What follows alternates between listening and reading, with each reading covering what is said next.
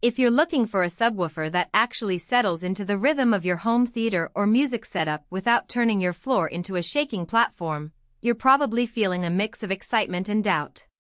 You've read the glossy ads that promise thunderous lows, but you also know the pain of spending a chunk of cash on a box that either roars too loudly in the next room or just sputters when you need it most. Link is in the description if you want to check the product details on Amazon. In this review, I'm going to walk through exactly how the SVS PB2000 Pro behaves once you plug it in, who will get the most out of its power, and where it might leave you reaching for a different solution. First off, let's talk about the real-world environment most of us live in. Most people have a modestly sized living room, a bedroom, or a dedicated home theater space that isn't a concrete bunker. The PB2000 Pro is a 12-inch, ported design that leans on a high-excursion driver and a hefty 550 Watts RMS rating. In plain English, that means it can push a lot of air, so you'll feel the impact of a low-frequency explosion in an action movie, but it also needs a bit of room to breathe. If you try to cram it into a cramped closet with a tiny vent, you'll start to hear the dreaded port chauffe rumble that feels more like a plumbing problem than a cinematic boom.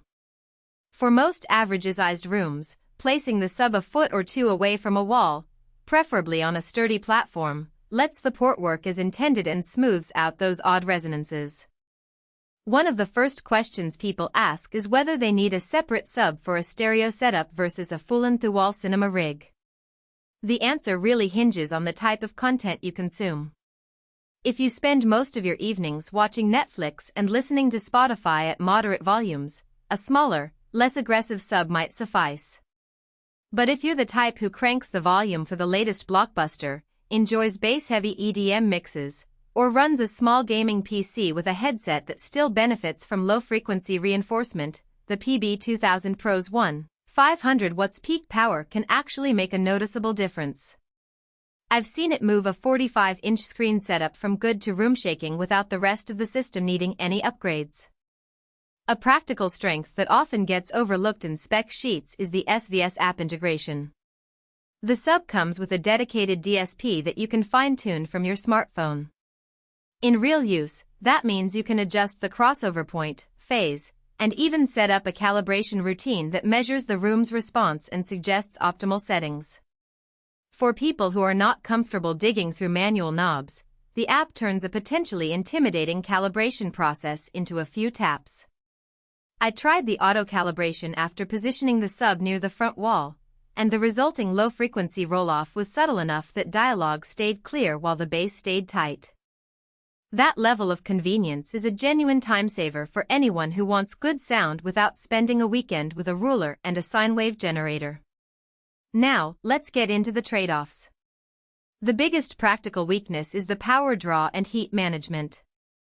Because the PB2000 Pro can deliver that much RMS power, it also consumes a fair amount of electricity and gets warm during extended listening sessions.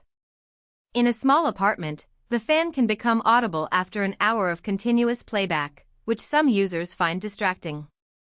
The sub does have a built-in thermal protection circuit, so it won't overheat and shut down, but you'll want to keep an eye on it if you regularly host marathon movie nights.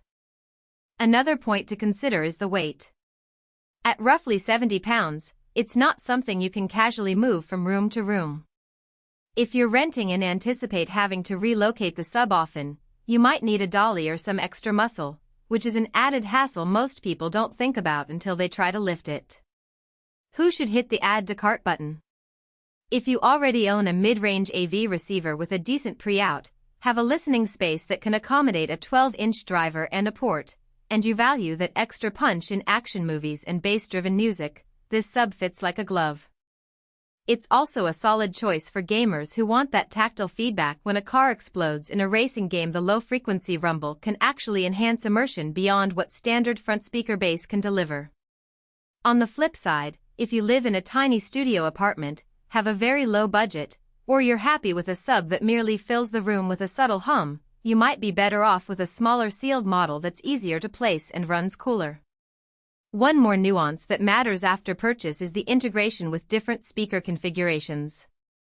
The PB2000 Pro works well with both 2-channel stereo and full 5.1/7.1 home theater setups, but you'll need to set the crossover correctly.